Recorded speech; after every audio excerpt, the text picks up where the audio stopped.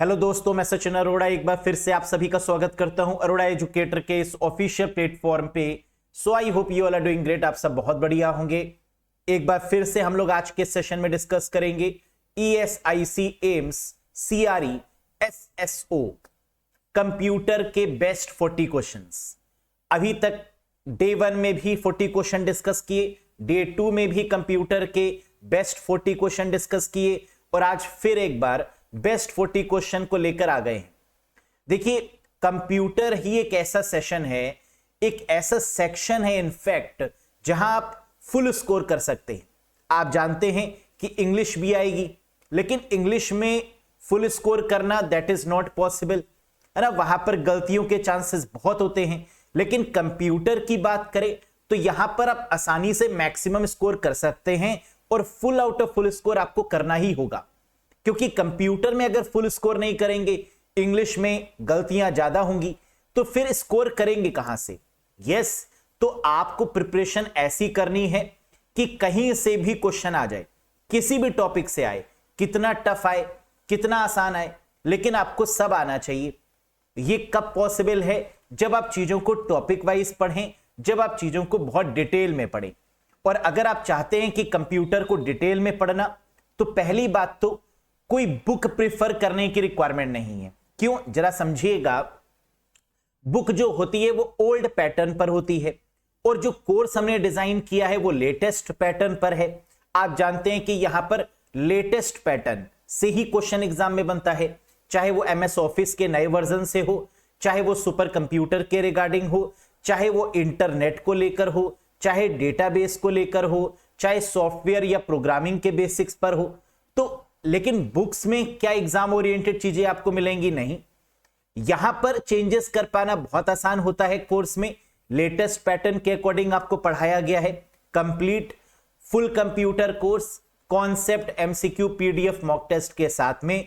Guarantee मेरी है कि अगर आपने ये 75+ वीडियोस को देख लिया, 80 आवर्स आपने कंप्लीट कर लिए, तो इसके बाहर आपको कंप्यूटर पढ़ने की रिक्वायरमेंट नहीं होगी। क्या क्या मिल रहा है इस कोर्स में आपको?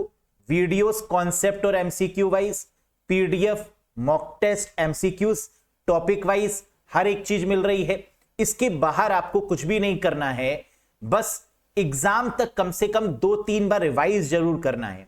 क्योंकि जब आप पहली बार पढ़ते हैं तो चीजें समझ में आ जाती हैं, दूसरी और तीसरी बार जब आप पढ़ते हैं तो चीजें आपको याद हो जाती हैं। आप चाहकर भी गलत नहीं करेंगे एग्जाम में, है ना। ऑप्शंस तो मिलेंगे ही मिलेंगे। तो आप इस कोर्स से कनेक्ट कर सकते हैं और कोर्स से कनेक्ट करने के लिए अरोड़ा एजुकेटर एप्लीकेशन को इंस्टॉल कर लीजिएगा गूगल प्ले स्टोर और iOS स्टोर की मदद से। कोई डाउट है, कोई कंफ्यूजन है, तो आप दिए गए नंबर पे व्हाट्सएप भी कर सकते हैं। लिंक आपको कोर्स का डिस्क्रिप्शन बॉक्स में या कमेंट बॉक्स में पिन मिल जाएगा, उस पर क्लिक करके आप ज्वाइन कर लीजिएगा। क्लियर है? Very good. अब यहां पर सिलेबस भी हमने डिस्कस किया हुआ है और हर एक सेशन में मैं आपको बताता हूं कि आपका फोकस सिलेबस पर होना ही चाहिए। इतनी चीजें आपको यहां पर पढ़नी ही होंगी, चाहे ऑर्गेनाइजेशन ऑफ कंप्यूटर है, CPU है, ये सारे टॉपिक्स, इनका स्क्रीनशॉट लेके रखिए और एक एक करके इन टॉपिक्स को आपको कवर करना है। तो इन टॉपिक्स पर आपका फोकस होना चाहिए, ना इससे कम ना इससे ज्यादा। एग्जाम ओरिएंटेड पढ़ेंगे, है ना, तभी तो सिलेक्शन ले पाएंगे। ग्रेट। प्रीवियस सेशन में क्वेश्चन मैंने आपसे पूछा था कि what is the address size of IPv6। मैंने कमेंट में चेक किया, कुछ कैंडिडेट्स ने सही आंसर किया है, कुछ ने गलत भी किया है। तो IPv6 कितने बिट का होता है? 128 बिट का, यानी 128 बिट का एड्रेस होता है। तो correct answer is option number 3। IPv4 जिसे इंटरनेट प्रोटोकॉल वर्जन 4 बोलते हैं, ये 32 बिट का होता है। IPv6 128 बिट का और मैक एड्रेस 48 बिट का एड्रेस होता है। याद रखिएगा, इन तीनों में से एक क्वेश्चन या दो क्वेश्चन तो एग्जाम में बनता ही बनता है। मार्क माय वर्ड्स कि यहां से क्वेश्चन आएगा ही आएगा। लेकिन जल्दी में कैंडिडेट्स इस सरल से क्वेश्चन को भी गलत कर देते हैं। रिवीजन इंपॉर्टेंट है। नेक्स्ट, आज के सेशन का पहला क्वेश्चन आपके स्क्रीन पर आ चुका है। Which memory is very close to CPU। कौन सी मेमोरी CPU के बेहद करीब मानी जाती है? कैशे, रैम, रोम, रजिस्टर या एसएसडी?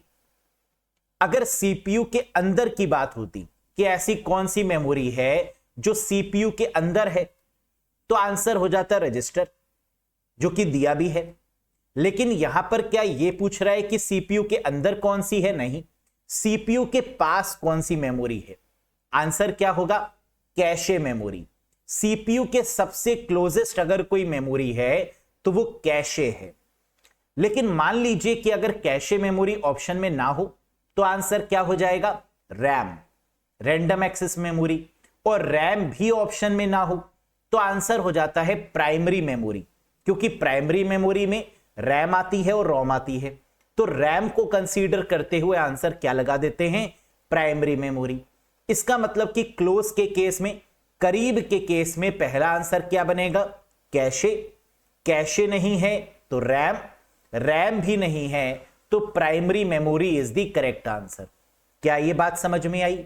Very good.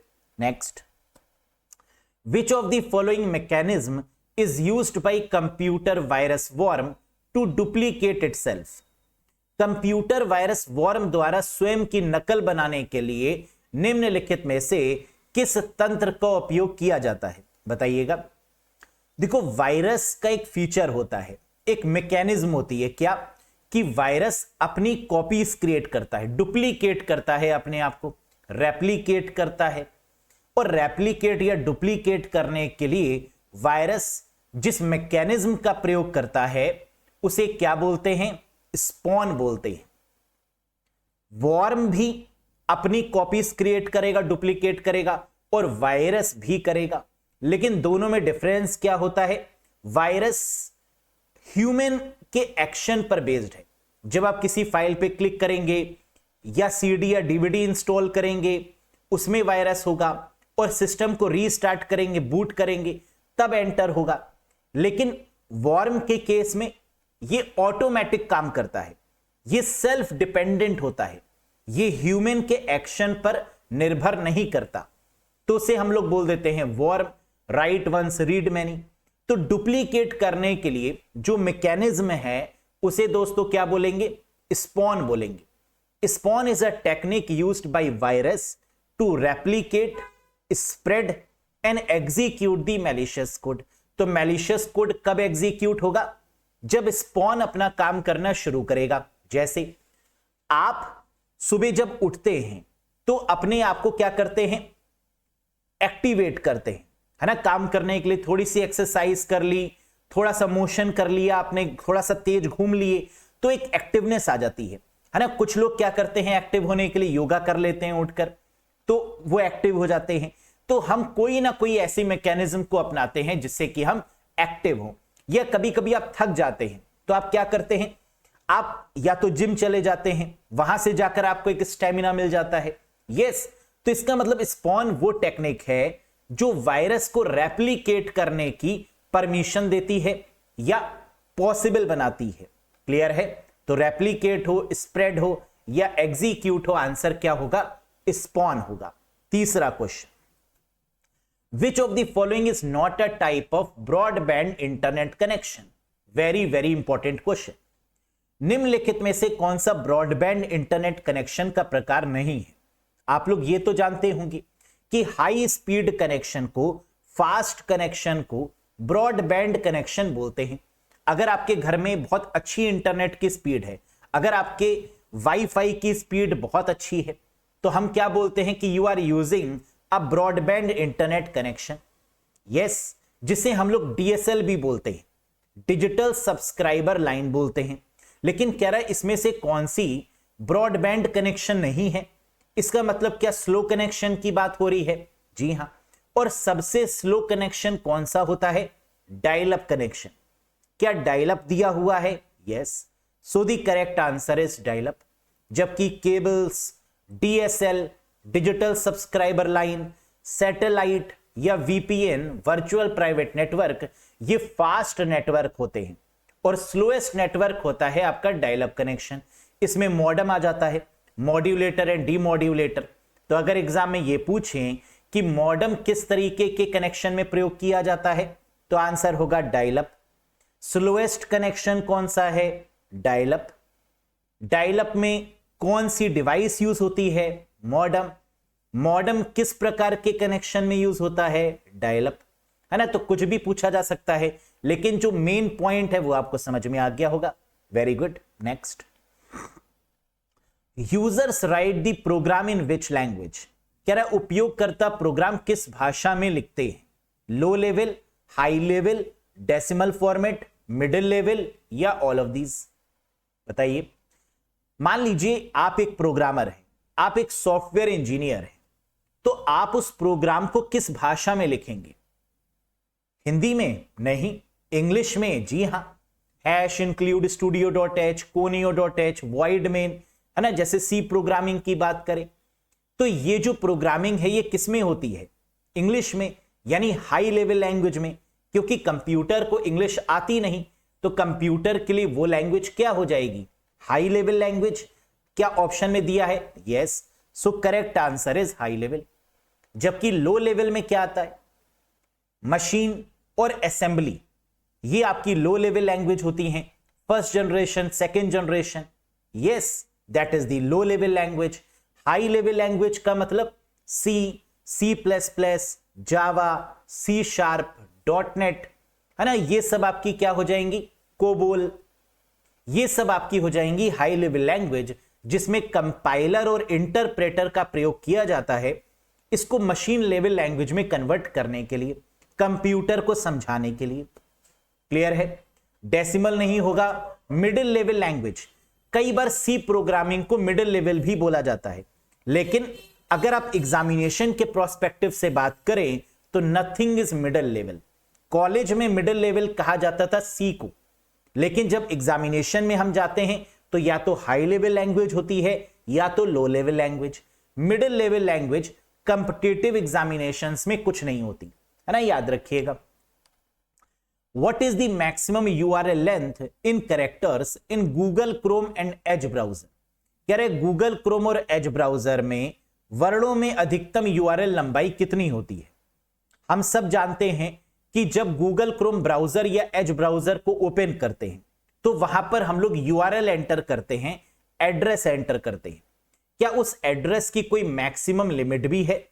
यही पूछ रहा है कि Google Chrome और Edge ब्राउजर के केस में उस URL की मैक्सिमम लिमिट कितनी है? करेक्ट आंसर होगा फॉर Google Chrome और Edge browser the maximum limit is 2083 characters. इससे बड़ा URL नहीं हो सकता, तो मैक्सिमम कितना है? 2083 कैरेक्टर्स। अब आपको यहां क्या क्या बातें याद रखनी है, जरा ध्यान दो। अगर क्रोम की बात करें और एज ब्राउजर की बात करें या इंटरनेट एक्सप्लोरर की बात करें, अब इंटरनेट एक्सप्लोरर को हटा दिया गया है, बंद कर दिया गया है, क्योंकि माइक्रोसॉफ्ट का लेटेस्ट आ चुका है एज। लेकिन फिर भी आपको याद ये रखना है कि क्रोम, इंटरनेट एक्सप्लोरर और एज के केस में क्या होगा? 2083 कैरेक्टर्स। एप्पल का सफारी ब्राउजर इस केस में 80,000 कैरेक्टर्स, और फायरफॉक्स के केस में, मोजिला फायरफॉक्स के केस में 65,536 कैरेक्टर मैक्सिमम यूआरएल की लेंथ होती है। क्लियर है? Next, which chip act as a clock to keep the current date and the time? कह रहा है कौन सी ऐसी चिप होती है जो वर्तमान दिनांक और समय को रखने के लिए घड़ी के रूप में कार्य करती है? क्या आपके लैपटॉप में आपको डेट और टाइम दिखाई देता है? क्या मोबाइल फोन में डेट और टाइम आप देख सकते हैं? जी हां। तो कह रहा है ऐसी कौन सी घड़ी है या क्लॉक है जो उसको मेंटेन करने का काम करती है? वो एक बैटरी है जिसे बोला जाता है CMOS battery, complementary metal oxide semiconductor, जो सिंक्रोनाइज करती है डेट और टाइम को। So the correct answer is what? CMOS, यानी option number first is the right one. समझ में आया? तो जब भी आप अपने कंप्यूटर को बंद रखते हैं तब भी ये काम करती रहती है, क्योंकि जब आप अपने कंप्यूटर या मोबाइल फोन को ओपन करते हैं तो डेट और टाइम की सेटिंग आपको बार बार तो नहीं करनी होती। इसका मतलब कि उसके पीछे जो बैटरी लगी होती है वो परमानेंट काम कर रही होती है, and that is called CMOS battery, complementary metal oxide semiconductor. Clear है? नेक्स्ट, अब इस सीमॉस बैटरी के बारे में कुछ इंफॉर्मेशन जान लीजिए। क्या? ये इंपॉर्टेंट है। ये देखो सीमॉस बैटरी आपको दिख रही होगी राइट साइड में लगी हुई, है ना? यही वो बैटरी होती है जो डेट और टाइम को मैनेज करना या सिंक्रोनाइज करने का काम करती है। Complementary metal oxide semiconductor. It is a small battery powered chip. ये छोटी सी होती है जिसमें बैटरी लगी होती है, ठीक है। ऑन दी मदरबोर्ड, ये लगी कहां पर होती है आपके कंप्यूटर में? मदरबोर्ड के ऊपर लगी होती है, ऑन दी मदरबोर्ड। और ये क्या मैनेज करती है? डेट, टाइम और हार्डवेयर कॉन्फ़िगरेशन, यानी जो हार्डवेयर बूटिंग के जो कॉन्फ़िगरेशन है उसको मैनेज करने का ये काम करती है। Works even when the computer is turn off, जब कंप्यूटर या मोबाइल फोन बंद होता है तो भी ये काम करती रहती है। ऑल्सो कॉल्ड एनवी रैम, इसे नॉन वोलाटाइल रैम भी बोलते हैं। देखिए रैम का नेचर कैसा है? रैम का नेचर है टेम्परेरी, जिसको वोलाटाइल बोलते हैं। लेकिन क्या ये टेम्परेरी है? नहीं, एक किस्म की परमानेंट है। लेकिन इसको हम लोग क्या रैम बोल देते हैं? नहीं, इसके लिए एक स्पेसिफिक टर्म बनाया गया, that is called non volatile RAM, यानी एक प्रकार की परमानेंट रैम है ये। रैम क्यों? क्योंकि ये डेटा को हमेशा के लिए स्टोर नहीं करती, ये डेट और टाइम को परमानेंट दिखाती है स्क्रीन के ऊपर, that is why it is called NV RAM, non volatile RAM. Clear है? नेक्स्ट, है ना? तो एनवी रैम की फुल फॉर्म क्या है? नॉन वोलाटाइल रैम है। Next question, how can you make the selected character superscript? आप चयनित चरित्र को सुपरस्क्रिप्ट में कैसे बदलेंगे? एमएस वर्ड में अगर आपको सुपरस्क्रिप्ट में बदलना है, सुपरस्क्रिप्ट का मतलब पावर में, है ना? जैसे X square X cube, Y square Y cube, तो उसके लिए शॉर्टकट की क्या है? Control shift plus X square. तो ये 2 कैसे ऊपर पहुंचेगा? जब हम 2 को सिलेक्ट करेंगे और कंट्रोल शिफ्ट प्लस कर देंगे तो ये क्या हो जाएगा? सुपरस्क्रिप्ट। सबस्क्रिप्ट की क्या होती है? अगर हमें बेस में कोई वैल्यू लिखनी हो, जैसे H2, तो वो हो जाएगा सबस्क्रिप्ट, और उसकी शॉर्टकट की क्या है? Control equals to, control equals to. तो सुपरस्क्रिप्ट कंट्रोल शिफ्ट प्लस और subscript control equals to. Very good. Next, the default subnet mask for class A IP address. Subnet mask से भी क्वेश्चन जरूर आएगा। क्लास ए का सबनेट मास्क क्या है, class B का क्या है, या क्लास सी का क्या है? इन 3 का पूछा जाता है सबनेट मास्क।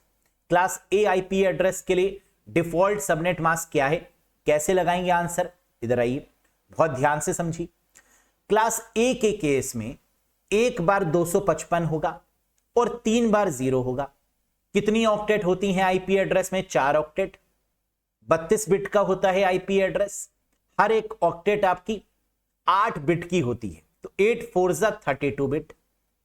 पहली जो ऑक्टेट है वो क्या होगी? 255, बाकी में 00 होगा। ये क्लास ए का सबनेट मास्क हो गया। क्लास बी में 2 बार 255 और 2 बार 0 होगा। क्लास सी के सबनेट मास्क में 3 बार 255 होगा। तो इसका मतलब अगर क्लास ए का पूछेंगे तो 1 बार 255, बाकी में 0। क्लास बी का पूछेंगे तो 2 बार 255, 2 टाइम्स 255 और 2 टाइम्स 0। और क्लास सी का अगर पूछेंगे तो 3 बार 255 और 1 बार 0। क्लियर है? Very good. नेक्स्ट, क्या कह रहा है अगले में? Which provide the fastest data access time. Question 9, सबसे तेज डेटा एक्सेस समय कौन प्रदान करता है? क्या फास्टेस्ट का मतलब होता है तेज? डेटा एक्सेस करने का मतलब जिससे डेटा रिट्रीव हो जाए। इसका मतलब क्या मेमोरी की बात हो रही है कि इनमें से कौन सी मेमोरी सबसे फास्ट है? यस, सबसे फास्टेस्ट मेमोरी कौन सी होती है? रजिस्टर। क्या रजिस्टर दिया है? नहीं। रजिस्टर के बाद कौन सी आती है? कैशे। क्या कैशे दिया हुआ है? नहीं। इसके बाद क्या आएगी? रैम। क्या रैम दिया हुआ है? हां, लगा दीजिए आंसर। क्लियर है? तो फास्टेस्ट के केस में जब भी मेमोरी या डेटा की बात होगी तो आपको सबसे पहले क्या ढूंढना है? रजिस्टर। मिल जाए तो आंसर लगा दीजिएगा, ना मिले तो कैशे ढूंढिएगा। मिल जाए तो आंसर लगा दीजिएगा कैशे, और अगर ना मिले तो आंसर क्या होगा, RAM, that is the fastest one. Clear है, ये प्राइमरी के केस में। फिर इसके बाद आपकी सेकेंडरी मेमोरी शुरू हो जाती है और उसमें फास्टेस्ट कौन सी है, SSD, solid state drive. Yes, लेकिन सबसे पहले प्रायोरिटी रजिस्टर, फिर कैशे, फिर RAM. Next, which of the following is a class of computer threat. निम्नलिखित में से कौन सा कंप्यूटर खतरे का एक वर्ग है। कंप्यूटर को सबसे ज्यादा नुकसान किससे है, फिशिंग अटैक से, हां, डॉस से, हां, रैंसमवेयर से, जी हां, कोई स्टॉक करे पीछा करे, हां, ट्रोजन हॉर्स से, यस। नुकसान तो सभी से है, लेकिन सबसे ज्यादा नुकसान किससे होता है, डॉस अटैक से, डिनाइल ऑफ सर्विस अटैक या distributed denial of service attack. क्यों इससे सबसे ज्यादा नुकसान है, क्योंकि डॉस अटैक होता है सर्वर पर और ये अटैक करके सर्वर को बंद कर दिया जाता है। कैसे, रोबोट की मदद से इतनी रिक्वेस्ट भेजी जाती है सर्वर पर कि सर्वर को समझ में नहीं आता कि किसका आंसर करे किसका ना करे, तो सर्वर क्या करता है, अपनी सर्विसेज को बंद कर लेता है, शट डाउन कर देता है। और जैसे ही सर्विस को शट डाउन किया, हैकर सर्वर को हैक कर लेता है और इसी तरीके के अटैक को बोलते हैं डिनाइल ऑफ सर्विस अटैक। है ना खतरनाक। कई बार आप देखते हैं कोई नोटिफिकेशन अगर आती है और बहुत सारे लोग उस नोटिफिकेशन को देखने लगते हैं एक साथ, तो क्या वहां पे एरर आ जाती है ना। आप कई बार फॉर्म नहीं फिल कर पाते हैं लास्ट डेट्स में अगर जाते हैं तो, क्योंकि इतना ज्यादा फुटफॉल हो जाता है उस वेबसाइट पर कि सर्वर हैंग होने लगता है। वैसे ही यहां पर किया जाता है, रोबोट की मदद से, बॉट्स की मदद से इतनी रिक्वेस्ट डाली जाती है सर्वर पे कि सर्वर अपनी सर्विस को एंड कर लेता है, बंद कर लेता है और फिर हैकर उसको क्या करता है, हैक कर लेता है। That is called a DOS attack. Next, है ना नुकसान सबसे बड़ा। Make the first letter of every word lower case and the rest of the letter upper case is called. प्रत्येक शब्द के पहले अक्षर को लोअर केस में और शेष अक्षरों को अपर केस में लिखना क्या कहलाता है, बताइए। Sentence case, lower case, toggle case, capitalise each word या नन ऑफ दीज। क्या कभी ऐसा आप लिखते हैं डेली लाइफ में? नहीं, हमेशा पहला लेटर आप कैपिटल लिखते हैं, बाकी स्मॉल। लेकिन कह रहा है पहला वर्ड लोअर में हो, बाकी आपके कैपिटल में हो, इसे हम लोग क्या बोलेंगे, इसे बोलेंगे toggle case. First is small, rest is in upper. देखिए टॉगल के केस में टी कैसा लिखा है, स्मॉल, बाकी कैसे लिखे हैं, कैपिटल में। केस में क्या होता है, सी स्मॉल और बाकी क्या है, कैपिटल में लेटर। तो first letter of the word is small, rest is capital, that is called a toggle case. Clear है। Next, this type of boot occurs when the computer is already on and you restart it without turning off the power is called। बताइएगा, इस प्रकार का boot तब होता है जब computer पहले से ही चालू हो और आप बिजली बंद किए बिना इसे पुनर्आरंभ करते हैं। That is called generic boot, live boot, warm boot, cold boot या रैंडम बूट। क्या यहां पर कंप्यूटर को रीस्टार्ट करने की बात हो रही है? जी हां, जब भी रीस्टार्ट करने की बात होगी तो इसका मतलब ये कौन सा बूट कहलाएगा, warm booting.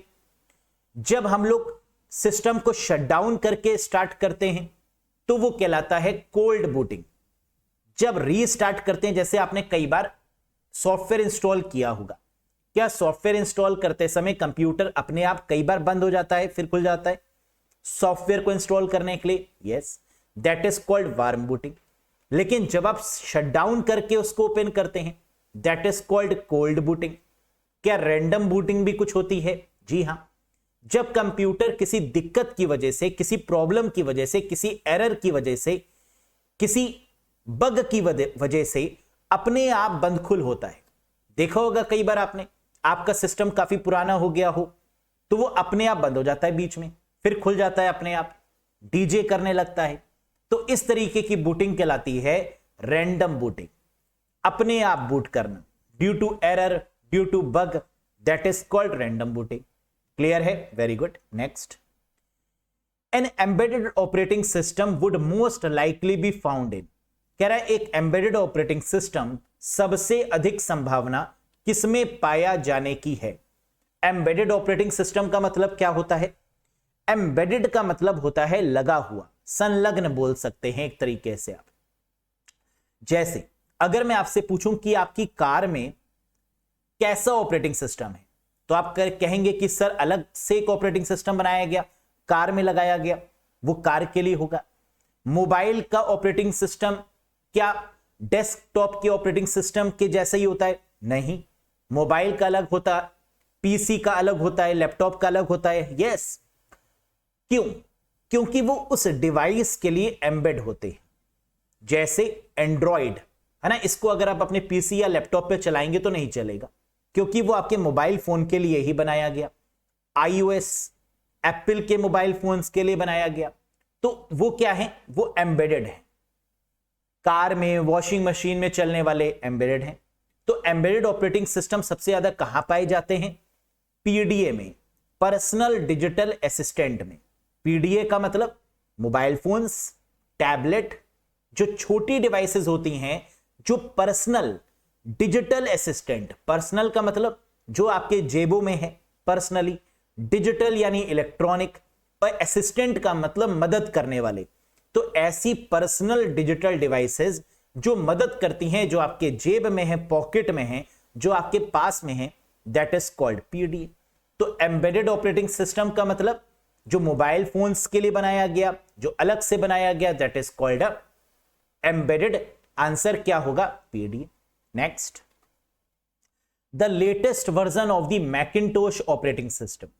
Macintosh operating system का नवीनतम संस्करण क्या है? मैक ऑपरेटिंग सिस्टम कहां पर यूज होता है?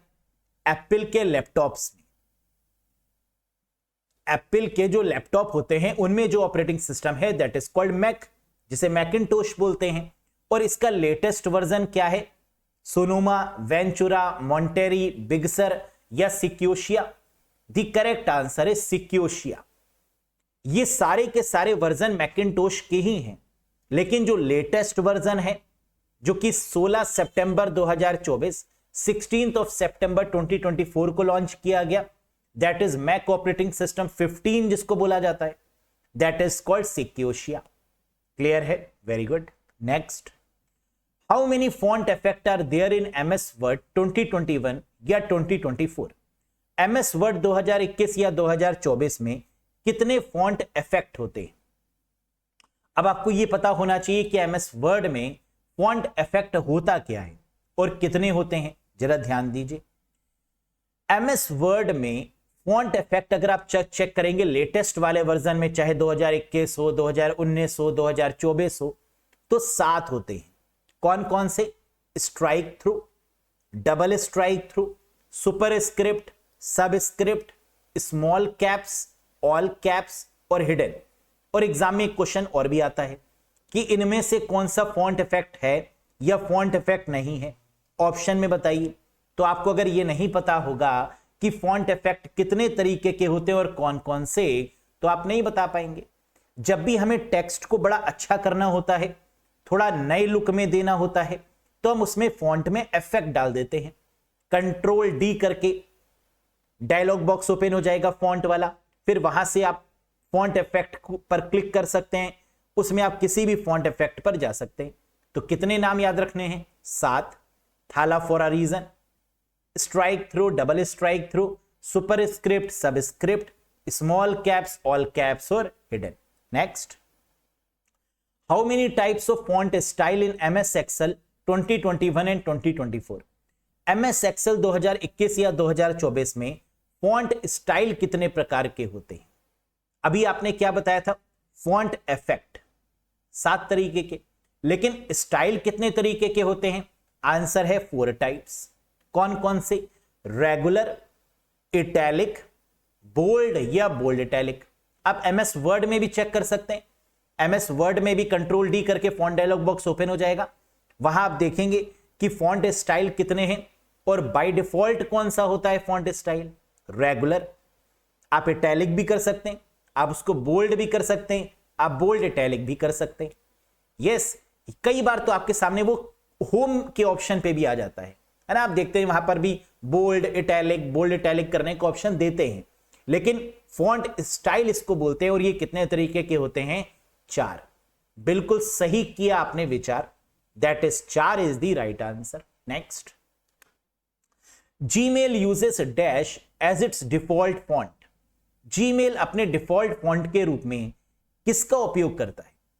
जीमेल आपने कई बार ओपन किया होगा, मेल भी किया होगा, लेकिन क्या आपने यह ध्यान दिया है कि जीमेल के केस में जो बाय डिफॉल्ट फॉन्ट होता है वो क्या होता है और कितना बड़ा होता है वो फॉन्ट बाय डिफॉल्ट? यस, वो 10 नंबर तक होता है, यानी 10 पॉइंट्स का। और होता कौन सा है? That is called sans serif. तो फॉन्ट का साइज कितना होता है बाय डिफॉल्ट? 10 पॉइंट। क्या आप इससे कम या ज्यादा कर सकते हैं? जी हां। लेकिन बाय डिफॉल्ट फॉन्ट कौन सा होता है? Sans serif. क्या आप ये भी चेंज कर सकते हैं? यस। आप देखिए, क्लिक करिए इस ड्रॉप डाउन पे तो ये ओपन हो जाएगा। और सैंस सेरिफ से आप सेरिफ भी कर सकते हैं, वाइड भी कर सकते हैं, नैरो भी कर सकते हैं, जॉर्जिया भी कर सकते हैं, और भी बहुत सारे वर्डाना है ना, आप इसमें चेंज कर सकते हैं। लेकिन आपको याद क्या रखना है? बाय डिफॉल्ट जो होता है वो 10 पॉइंट और sans serif. Next, email works on the dash layer of OSI model. Email OSI model की किस परत पर काम करता है? ओएसआई मॉडल तो बहुत इंपॉर्टेंट है, आएगा ही आएगा एग्जाम में, बताइए। हम जानते हैं कि ईमेल जो है वो ओएसआई मॉडल की आखिरी लेयर पर काम करता है, यानी 7th लेयर पर, जिसे एप्लीकेशन लेयर बोलते हैं। ओएसआई मॉडल की कितनी लेयर होती हैं? 7। ओपन सिस्टम इंटरकनेक्शन मॉडल किसने बनाया? आईएसओ ने बनाया। 1983 के बाद है ना, 1970 से 83 तक आपका टीसीपी आईपी मॉडल चला, और 1984 में आ गया आपका ओएसआई मॉडल, आईएसओ द्वारा डेवलप किया गया। कितनी layers? 7 layers. Physical layer, data link layer, network layer, transport layer, session, presentation और एप्लीकेशन। तो ये वाला जो ईमेल है ये किस लेयर पर काम करेगा? 7th layer, that is called application layer. Clear है? इसको याद करने की एक ट्रिक भी है, आप एसटी नहीं दे पाएंगे, यानी एप्लीकेशन प्रेजेंटेशन आप, एसटी मतलब सेशन और ट्रांसपोर्ट, नहीं का मतलब एन, दे पाएंगे मतलब डेटा लिंक और फिजिकल। लेकिन ये बॉटम टू अप अप्रोच होती है, यानी पहली लेयर फिजिकल होती है, दूसरी डेटा लिंक, तीसरी नेटवर्क, फिर transport and so on. Yes. Next, special effect used to introduce slide in a presentation are called. बताइए, प्रेजेंटेशन में स्लाइड्स को पेश करने के लिए उपयोग किया जाने वाले विशेष प्रभावों को क्या बोलते हैं? क्या पावर पॉइंट बनाते समय आप स्लाइड्स को कंट्रोल कर सकते हैं कि वो कैसे आ रही है, कैसे जा रही है? यस। और इसे कंट्रोल करना क्या बोलते हैं? इफेक्ट नहीं, कस्टम एनिमेशन नहीं, ट्रांजिशन हां। स्लाइड्स के मूवमेंट को कंट्रोल करना ट्रांजिशन होता है, जबकि उसके ऊपर इमेज या टेक्स्ट यानी ऑब्जेक्ट के मूवमेंट को कंट्रोल करना एनिमेशन होता है। यहां स्लाइड्स के बारे में बात हो रही थी, तो आंसर क्या होगा? ट्रांजिशन। क्लियर है? तो जब कभी भी स्लाइड्स के मूवमेंट की बात होगी, स्लाइड के स्पेशल इफेक्ट की बात होगी, तो आंसर क्या होगा? ट्रांजिशन। फॉर एग्जाम्पल देखिए, कर्टेन, अगर हम ट्रांजिशन पे जाके कर्टेन पे क्लिक करते हैं तो ये देखो कर्टेन के फॉर्मेट में आ जाएगा हमारा ट्रांजिशन। अब स्लाइड कैसे खुल रही है? कर्टेन के फॉर्मेट में। या फिर ये देखिए, ये क्या है? ये आपका एनिमेशन है। अब ये स्लाइड नहीं हो रही है ना, दिस इज कॉल्ड एनिमेशन। अब यहां पर जो टेक्स्ट है, जो इमेजेस हैं, वो आ रही हैं, ये एनिमेशन होता है। लेकिन ट्रांजिशन क्या होता है? जो स्लाइड के मूवमेंट को कंट्रोल करे कि वो कैसे आएगी। अब स्लाइड ऐसे आएगी या किसी और तरीके से आएगी, है ना। तो स्लाइड के मूवमेंट के लिए ट्रांजिशन, और उसके ऊपर टेक्स्ट या फिर इमेजेस के मूवमेंट को कंट्रोल करने के लिए that is called animation. Difference clear हुआ? Very good. Next, the dash port is normally the microphone input. कह रहा है ऐसा कौन सा पोर्ट है जो सामान्यतः माइक्रोफोन इनपुट होता है? जब आप माइक लगाते हैं तो किस पोर्ट से कनेक्ट करते हैं, ये पूछ रहा है। पिंक वाले पोर्ट से। माइक के केस में हमेशा आंसर क्या होगा? Pink port. देखा होगा आपने मदरबोर्ड में अलग अलग कलर के आपके ऑडियो पोर्ट्स होते हैं, जिसमें pink for the microphone, green for the headphone और स्पीकर, और light blue for the analogue signal, यानी इनपुट करने के लिए जो पोर्ट है that is called light blue. फिर से एक बार, pink for the microphone, green for the headphone और speaker, and light blue for the analogue input. Next, which of the following is a commonly used markup language for web development? Very important question.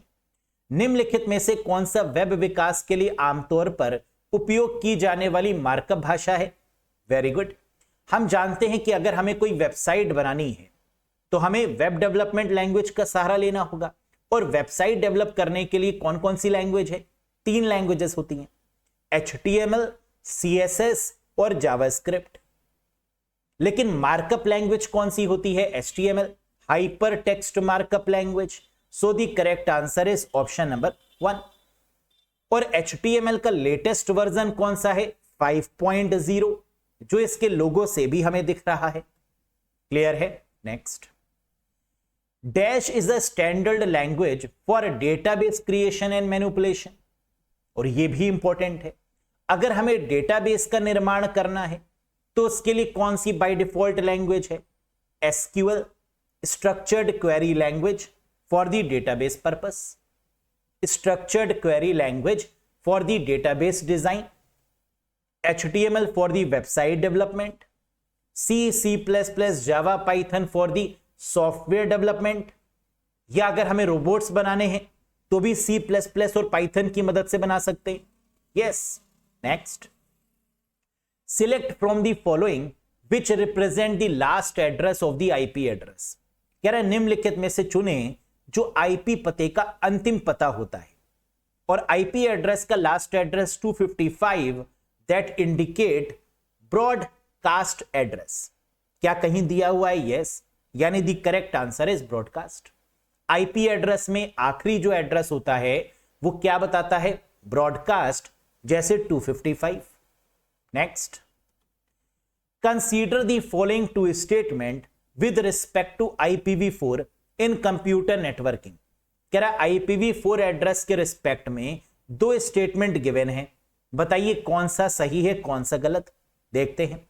Loop back address belong to class B, गलत है। Loopback address IP address के class A को belong करता है। मालूम है आपको 1 से लेकर 127 या 0 से लेकर 127 ये क्लास A में आता है। IP एड्रेस की रेंज है ना, याद होगी आपको। तो loopback address 127.0.0.1 belongs to class A IP address, तो पहला स्टेटमेंट गलत हो गया। दूसरा, loopback address used to send packet from host to itself. क्या लूप बैक एड्रेस का यूज एक हैकर करता है, एक डेवलपमेंट वाला पर्सन करता है, यह चेक करने के लिए कि जो वेबसाइट उसने बनाई है क्या वो सही काम कर रही है, क्या जो हैकर ने जो टेक्निक बनाई है क्या वो सही काम कर रही है या नहीं? यस।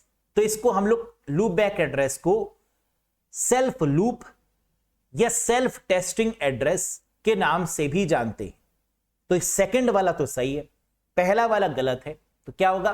फॉल्स और ट्रू, यानी option number first is the right one.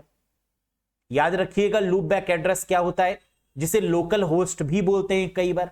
127.0.0.1 जो क्लास A IP एड्रेस का पार्ट है। Next, the process of creating new bitcoin is known as. नए बिटकॉइन बनाने की प्रक्रिया को क्या बोला जाता है? Very important one. बिटकॉइंस आप जानते होंगे क्रिप्टो करेंसी होती है, और बिटकॉइन बनाने के प्रोसेस को बोलते हैं माइनिंग करना। माइनिंग करना is called creating the new bitcoin. तो करेक्ट आंसर क्या है? माइनिंग। माइनिंग का मतलब क्या होता है? माइनिंग का मतलब होता है कि आप जब बिटकॉइंस को बनाते हैं तो इसका एक बिटकॉइन वॉलेट बनता है, जो कि ये छुपा लेता है कि सोर्स कौन सा है और डेस्टिनेशन कौन सा। यानी बिटकॉइन कहां से कहां ट्रांसफर हो रहे हैं ये कोई नहीं जानता। इसके ऊपर कोई रेगुलेटरी बॉडी नहीं होती है ना। जैसे हम लोग जो लेन देन करते हैं बैंक अकाउंट में उसके ऊपर आरबीआई होता है, लेकिन जो बिटकॉइंस होते हैं, जो क्रिप्टो करेंसी होती है, there is no any regulatory body above these type of bitcoins, lithium, है ना, या क्रिप्टो करेंसी आप बोल सकते हैं। Next, fifth generation computer is also known as, कह रहे पांचवी पीढ़ी के कंप्यूटर को क्या बोला जाता है? KIPS, knowledge information processing system, very large scale integration, ultra large scale integration, ULSI, all of these या नन ऑफ दीज। अब देखो, अगर टेक्नोलॉजी की बात यहां पर कर रहे होते तो आंसर हो जाता अल्ट्रा लार्ज स्केल इंटीग्रेशन, क्योंकि फर्स्ट जनरेशन में वैक्यूम ट्यूब आया, सेकंड में ट्रांजिस्टर, थर्ड में इंटीग्रेटेड सर्किट, फोर्थ में माइक्रो प्रोसेसर, फिफ्थ में अल्ट्रा लार्ज स्केल इंटीग्रेशन। लेकिन क्या यहां पर टेक्नोलॉजी की बात कर रहे हैं? जी नहीं, यहां कंप्यूटर की बात कर रहे हैं। तो फिफ्थ जनरेशन के कंप्यूटर में क्या आया? Robots, artificial intelligence. और रोबोट्स और आर्टिफिशियल इंटेलिजेंस को क्या बोलते हैं? नॉलेज इंफॉर्मेशन प्रोसेसिंग सिस्टम, यानी किप्स बोलते हैं। क्लियर है? अंकल चिप्स नहीं, दैट इज कॉल्ड किप्स, है ना। इसका मतलब होता है robots, artificial intelligence, that is called KIPS, knowledge information processing system, है ना। देखो, रोबोट नमस्ते कर रहा है आपसे, नमस्ते, क्या हाल है? यस, तो that is called KIPS. Next, which computer called PC, किस कंप्यूटर को प्रियंका चोपड़ा कहा जाता है? नहीं, पर्सनल कंप्यूटर कहा जाता है। पीसी का मतलब पर्सनल कंप्यूटर। तो which computer is called personal computer? Micro, mini, main frame, super या ऑल ऑफ दीज?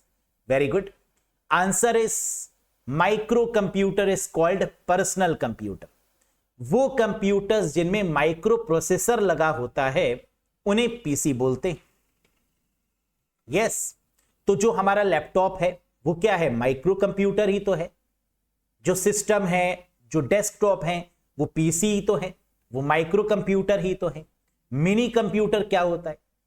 सर्वर, जितने भी सर्वर होते हैं उन्हें हम बोलते हैं मिनी कंप्यूटर। मेन फ्रेम क्या होता है? जो लार्ज अमाउंट ऑफ डेटाबेस को मेंटेन करे, that is main frame computer. जैसे बैंक के डेटाबेस को मेंटेन करने वाला मेन फ्रेम, इंश्योरेंस सेक्टर के बड़े बड़े डेटाबेस को मेंटेन करने वाला मेन फ्रेम। क्लियर है? सुपर कंप्यूटर आप जानते ही हैं कि सुपर कंप्यूटर का मतलब जिसकी स्पीड फास्ट हो, जो वेदर फोरकास्टिंग कर पाए, जो फोरकास्टिंग जैसी चीजों में इस्तेमाल किया जाए, वो सुपर कंप्यूटर हो गया। लेकिन क्या मेन फ्रेम कंप्यूटर्स आज भी चल रहे हैं? नहीं, अब मेन फ्रेम की जगह पर हम लोग क्लाउड कंप्यूटिंग टेक्नोलॉजी का प्रयोग कर रहे हैं। क्लाउड कंप्यूटिंग आप जानते हैं, इंटरनेट पर डेटा को स्टोर करना। जैसे गूगल ड्राइव क्या है? एक तरीके का क्लाउड ही तो है, जहां हम अपने सारे डेटा को स्टोर कर सकते हैं। वन ड्राइव, यस, तो that is what we called cloud computing, जिसने रिप्लेस कर दिया है मेन फ्रेम कंप्यूटर्स को। Next, what is the output of the following MS Excel function? Very very important. निम्नलिखित में से एमएस एक्सेल फंक्शन का आउटपुट क्या होगा? फ्लोर 34,5। कैसे करेंगे? दूसरे वाले की टेबल पढ़ते हैं, पहले वाले में, और फ्लोर का मतलब होता है कम वाली वैल्यू। तो 5 के टेबल में या तो 34 आता है, नहीं, इससे कम वाली वैल्यू कब आएगी? 5 6 जा 30 और 5 7 जा 35। तो 5 7 जा 35 ज्यादा हो गया, तो क्या आना चाहिए? 5 6 जा 30, यानी आंसर इज 30। एक बार फिर से समझो, हमारे एक्सेल में दो तरीके के फंक्शन होते हैं, फ्लोर और सीलिंग। फ्लोर का मतलब कम वाली वैल्यू और सीलिंग का मतलब ज्यादा वाली वैल्यू। पहली बात तो यह समझ में आई। तो हम दूसरे वाले नंबर की टेबल पढ़ेंगे पहले वाले में। अगर फ्लोर होगा तो कम वाली वैल्यू आएगी, और अगर सीलिंग होगा तो ज्यादा वाली वैल्यू आएगी। यानी अगर फ्लोर की जगह पर यहां सीलिंग लिखा होता तो 5 की टेबल पढ़ते, और ज्यादा वाली वैल्यू क्या होती? 35, तो 35 आंसर हो जाता।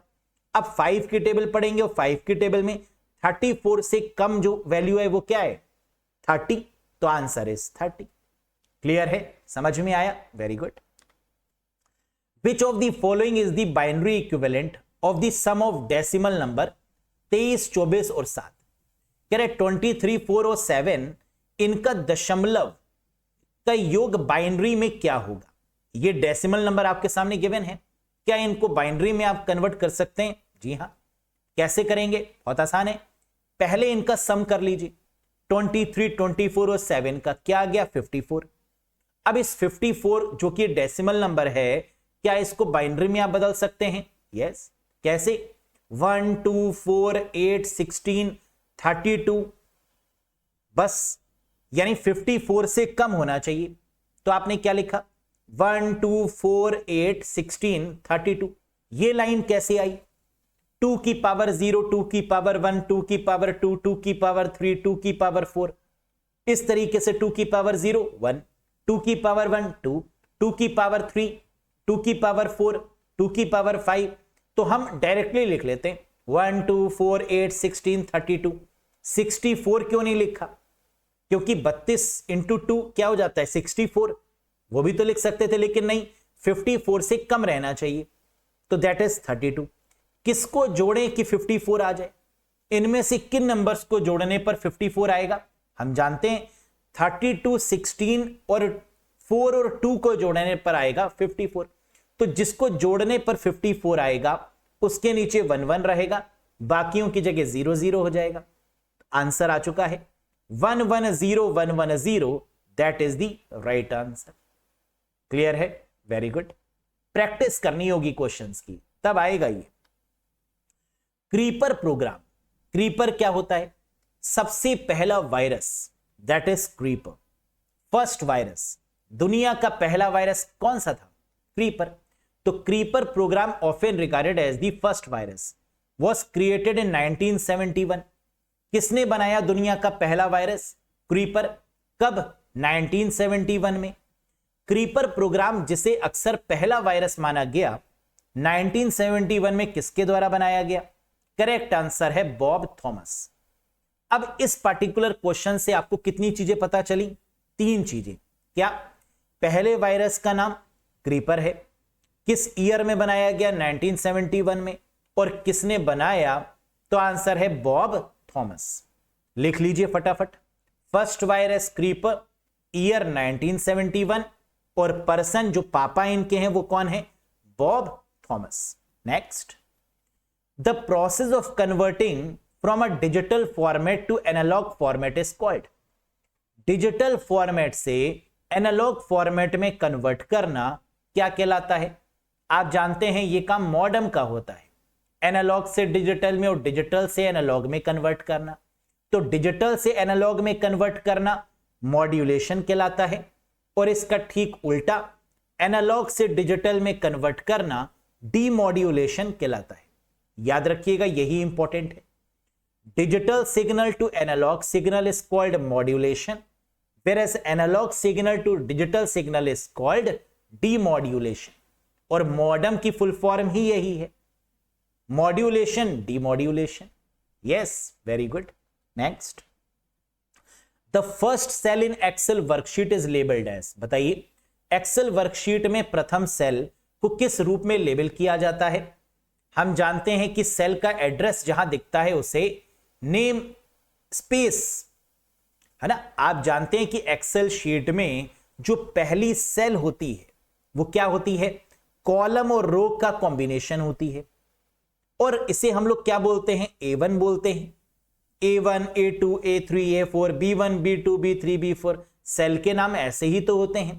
तो इसका मतलब the first cell in Excel worksheet is called A1, और जहां ये दिख रहा है A1, that is called name box, है ना। इस पार्टिकुलर जगह को क्या बोलते हैं? नेम बॉक्स बोलते हैं। क्लियर है? Very good. Next, which statement is correct about PDF among the given statement? कह रहा दिए गए कथनों में पीडीएफ के बारे में सही कथन चुनिए। पीडीएफ का मतलब होता है पोर्टेबल डॉक्यूमेंट फॉर्मेट, पीडीएफ। और पीडीएफ की क्या full form portable document format है? जी हां। क्या इसको एडोब ने डेवलप किया है? एडोब कंपनी ने? बिल्कुल सही, 1992 में। यह बात भी करेक्ट है। क्या इसे हम एडिट नहीं कर सकते? बिल्कुल सही। पीडीएफ में एडिटिंग इतनी आसान नहीं होती, इसके लिए आपको एडोब रीडर या एडोब एडिटर की रिक्वायरमेंट होती है, तब जाकर आप इसमें एडिटिंग कर सकते हैं। इसके फाउंडर डॉक्टर जॉन वॉर्नॉक हैं। यस, तो इसका मतलब कि जितने भी बातें दी हुई हैं वो सभी करेक्ट हैं, तो all are correct is the correct answer. समझ में आया? क्वेश्चन क्या कह रहा था, दिए गए कथनों में से पीडीएफ के बारे में कौन सा कथन सही है? तो ये सारी की सारी बातें सही हैं कि इसकी full form portable document format है। एडोब ने इसको डेवलप किया है 1992 में।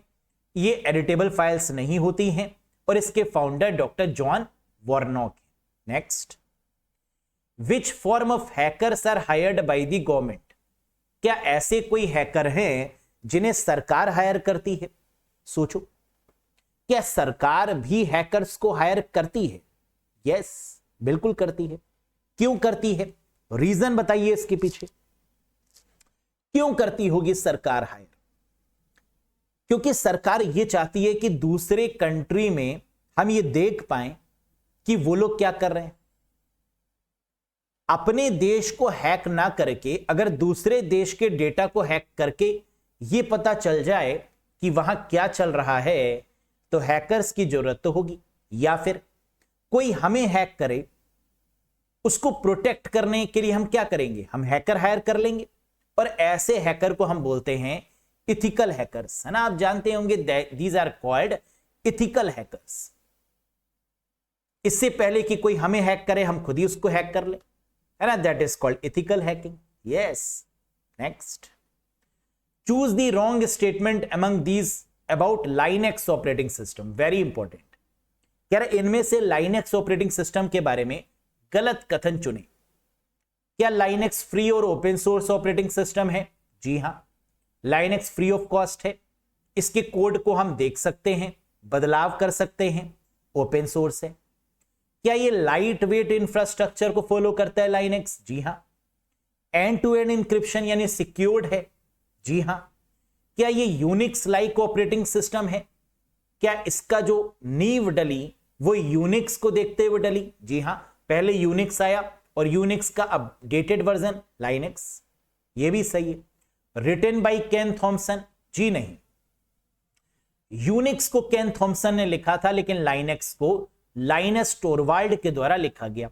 सो इसमें गलत स्टेटमेंट कौन सा हो गया? फिफ्थ वन, बिकॉज लाइनेक्स के पापा कौन है? लाइनस टोरवाल्ड्स, और यूनिक्स के कौन है? Ken Thompson. क्लियर है? Very good. Next, cookies are tiny text files stored on. कह रहे कुकीज जो हैं वो छोटी टेक्स्ट फाइल होती हैं, जिन्हें कहां स्टोर करते हैं? हम जानते हैं, प्रीवियस सेशन में आपको बताया भी था कि कुकीज सर्वर हमारे कंप्यूटर पर इंस्टॉल करता है बिना हमारी परमिशन के, लेकिन ये इंस्टॉल होती कहां पर है? ब्राउजर में, और ब्राउजर को क्लाइंट भी बोलते हैं। तो अगर क्वेश्चन में पूछा गया होता कि कुकीज भेजता कौन है, तो आंसर होता server. Cookies are send by server. लेकिन कुकीज स्टोर कहां पर होती हैं, रहती कहां पर हैं? तो आंसर है ब्राउजर या क्लाइंट में। क्या ब्राउजर गिवन है? नहीं। क्या क्लाइंट गिवन है? हां, लगा दीजिए आंसर। क्लियर है? Very good. Which number are used extensively in micro processor work? यह भी बहुत फेमस क्वेश्चन है। माइक्रो प्रोसेसर कार्य में किस संख्या का व्यापक रूप उपयोग किया जाता है? दोस्तों, अगर माइक्रो प्रोसेसर की बात करें, इसको कई बार आप प्रोसेसर भी बोल देते हैं, इसको कई बार आप सीपीयू भी बोल देते हैं। तो माइक्रो प्रोसेसर या सीपीयू किस नंबर सिस्टम का प्रयोग करता है? ऑक्टल का, हेक्साडेसिमल का, बाइनरी का, डेसिमल का, या ऑल ऑफ दीज का? करेक्ट आंसर है हेक्साडेसिमल नंबर सिस्टम, जिस पर IPv6 एड्रेस काम करता है, हेक्साडेसिमल। जिस पर मैक एड्रेस काम करता है, हेक्साडेसिमल। जिस पर माइक्रो प्रोसेसर काम करता है, हेक्साडेसिमल। क्लियर है? Next, dash is the process of monitoring and capturing all the packet passing through a given network. Dash किसी दिए गए नेटवर्क से गुजरने वाले सभी पैकेटों की निगरानी और कैप्चरिंग की प्रक्रिया है। इंटरनेट पर जो भी ट्रैवल होता है उसे हम पैकेट बोलते हैं। और पैकेट पर निगरानी रखना ये किस में आता है? फिशिंग में, स्मिशिंग में, स्निफिंग में, स्पूफिंग में, या ऑल ऑफ दीज? मॉनिटर करना, आपके घर की निगरानी कौन रखता है ना? जिनके आप डॉग्स होते हैं वो रखते हैं, मॉनिटर करते हैं चीजों को। और डॉग के साथ में क्या स्निफर शब्द का यूज होता है? Sniffer dogs, yes. तो मॉनिटरिंग एंड कैप्चरिंग में हमेशा आंसर क्या होगा? स्निफिंग होगा। क्लियर है? मॉनिटर मतलब कि सारे पैक्टों की निगरानी करना या कैप्चर करना, उनको देखना कि कौन से पैकेट कहां कहां जा रहे हैं। वही डॉग्स भी करते हैं ना, निगरानी रखते हैं आपकी घर की। या जो स्क्वाड वाले होते हैं, जो मिलिट्री में यूज होते हैं डॉग्स, है ना, उनका तो काम ही यही होता है कि बम को पकड़ना कि कहां है, उसको मॉनिटर करना, कैप्चर करना उस जगह को, है ना, सूंघ के पता लगा लेते हैं। Sniffer, sniffing is the technique. Next, which phase is not included in virus life cycle? Virus की फुल फॉर्म क्या है? Vital information resource under seize. Vital का मतलब आपकी इंपॉर्टेंट इंफॉर्मेशन, सीज का मतलब गलत हाथों में है। तो आपकी इंपॉर्टेंट इंफॉर्मेशन किसी गलत हाथों में पहुंच गई, that is called a virus. और वायरस की कितनी स्टेजेस होती हैं? 4 स्टेजेस। डोरमेंट, प्रोपोगेशन, ट्रिगरिंग, फिर एग्जीक्यूशन। यानी पहले वायरस को इंस्टॉल किया जाता है डोरमेंट फेज में, फिर उसे प्रोपोगेट किया जाता है, स्प्रेड किया जाता है, फिर उसे ट्रिगर किया जाता है, यानी बताया जाता है कि माउस जब क्लिक हो तब तुम ट्रिगर हो जाना, और फाइनली वो एग्जीक्यूट हो जाता है, एग्जीक्यूशन फेज। तो कौन सा फेज नहीं होता? स्टार्ट नहीं होता है। डोरमेंट है, ट्रिगरिंग है, एग्जीक्यूशन है, लेकिन start is not a phase in the VLC, virus life cycle. Clear है? Next, which of the following is the fast processing operating system? निम्नलिखित में से कौन सा एक तेज प्रोसेसिंग ऑपरेटिंग सिस्टम है? Batch, time, distributed, real time, या नेटवर्किंग? सबसे फास्ट प्रोसेस करने वाला जो ऑपरेटिंग सिस्टम है वो है डिस्ट्रीब्यूटेड ऑपरेटिंग सिस्टम। क्यों? गूगल एक डिस्ट्रीब्यूटेड ऑपरेटिंग सिस्टम है, माइक्रोसॉफ्ट के डिस्ट्रीब्यूटेड ऑपरेटिंग सिस्टम है, फेसबुक का ऑपरेटिंग सिस्टम या फेसबुक के जो सिस्टम्स हैं, है ना, वो भी कैसे हैं? डिस्ट्रीब्यूटेड। डिस्ट्रीब्यूटेड का मतलब अलग अलग जगह पर इंफॉर्मेशन को रखना, दैट इज कॉल्ड डिस्ट्रीब्यूटेड। और अगर हम चीजों को अलग अलग रखेंगे तो क्या उनमें से एक्सेस कर पाना आसान हो जाएगा, है ना? आप देखिए, अगर शादी बारातों में जो स्टॉल्स लगे होते हैं उसमें रेपिटेशंस होते हैं ना फूड के, कई जगह पर आपको रोटियां मिल रही होती हैं, कई जगह पर दाल लगी होती हैं, कई जगह पर आपको कोल्ड ड्रिंक्स मिल रही होती हैं। क्यों? ताकि जो पब्लिक है, जो गेस्ट हैं, जो मेहमान हैं, है ना, वो डिस्ट्रीब्यूट हो जाए। एक ही जगह पर रहेंगे तो आप समझ गए, है ना, भगदड़ मच जाएगी, वहां पे सर्व ही नहीं हो पाएगा प्रॉपर। तो फास्ट प्रोसेस करने का तरीका क्या है कि डिस्ट्रीब्यूट कर दिया जाए।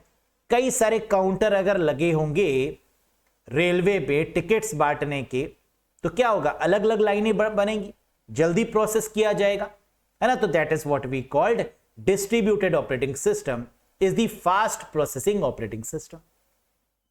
क्लियर है? तो आउट ऑफ 40 आपने कितना स्कोर किया? कितने क्वेश्चन के सही आंसर आप बता पाए? एक बार मुझे बताइएगा कमेंट करके। और आज का जो क्वेश्चन ऑफ द डे है वो क्या है, पढ़िए, जिसका आंसर आप सभी को मुझे कमेंट करके बताना है। How many email can I send at once in Gmail free account? Gmail का ज्यादातर हम लोग फ्री अकाउंट ही यूज करते हैं, तो मैं जीमेल फ्री अकाउंट में एक साथ कितने मेल भेज सकता हूं 24 घंटे के अंदर, है ना। यहां बात किसकी हो रही है? विद इन 24 आवर्स आप कितने मेल भेज सकते हैं? 1000, 2000, 500, 700 या 100? कोई तो लिमिट होगी। ये लिमिट क्या है आपके अकॉर्डिंग, बताइएगा। या आता है, बताएंगे नहीं, है ना, कुछ लोग नहीं बताते। तो क्या होगा इसका करेक्ट आंसर दोस्तों? अगर आपको पता है तो कमेंट करके बताइएगा, बाकी मैं आंसर दूंगा इस क्वेश्चन का अगले सेशन में। कैसा लगा आपको यह सेशन? पसंद आया हो तो एक बार लाइक कर दीजिएगा, चैनल पर नए हो तो सब्सक्राइब कर दीजिएगा। और साथ ही साथ अगर आप चाहते हैं कंप्यूटर का बेसिक टू एडवांस कोर्स, ताकि थ्योरी भी मिल जाए एक ही जगह पर, एमसीक्यूज भी मिल जाए एक ही जगह पर, उसकी पीडीएफ भी मिल जाए रिवीजन करने के लिए, ताकि बार बार अलग अलग सोर्सेज से पढ़ना that is not comfortable. Exam में आपके पास एक ऐसा स्टफ होना चाहिए जिसको आप बार बार रिवाइज करें, है ना। मान लीजिए आपने एक दिन में 5 घंटे पढ़ा, अब अगर अलग अलग सोर्सेज से पढ़ेंगे तो रिवाइज कैसे करेंगे। एक साथ अगर आपको स्टफ मिल जाए, 70 वीडियोस अगर आपको मालूम है कि यही हमें करनी है, यही हमारा टारगेट है कि 80 घंटे में सब तैयार हो जाएगा। अब 80 घंटे आप 10 दिन में भी कवर कर सकते हैं, 15 दिन में टारगेट बना के कर सकते हैं, 20 दिन का टारगेट बना के भी कर सकते हैं, है ना। इट्स अप टू यू कि आप ये 80 घंटे कितनी जल्दी कंप्लीट कर सकते हैं। फिर आपको रिवीजन भी करना है, तो आगे आगे पढ़ते जाइए, पीछे पीछे रिवाइज करते जाइए, that is the best technique. समय कम है, पढ़ना ज्यादा है, सिलेक्शन की भीड़ है ना। हर कोई चाहता है मेरा सिलेक्शन हो, लेकिन होगा उसी को जो कंसंट्रेट होगा आज के टाइम पर, जो फोकस होगा एग्जाम में। टैलेंट की कोई कमी नहीं है आपके पास में, बस आपको एक बढ़िया कंटेंट मिलना चाहिए। आप 80 घंटे के आप 150 घंटे भी पढ़ने को तैयार हैं, बस मैटर ये करता है कि एग्जाम ओरिएंटेड कंटेंट होना चाहिए। उसका वादा मेरा है। अब पढ़ने का वादा अगर आपका है तो आप कनेक्ट हो जाइएगा, अरोड़ा एजुकेटर एप्लीकेशन को इंस्टॉल कर लीजिएगा, कनेक्ट हो जाइए। कोई कंफ्यूजन है, कोई डाउट है, दिए गए नंबर पे व्हाट्सएप करके भी पूछ सकते हैं।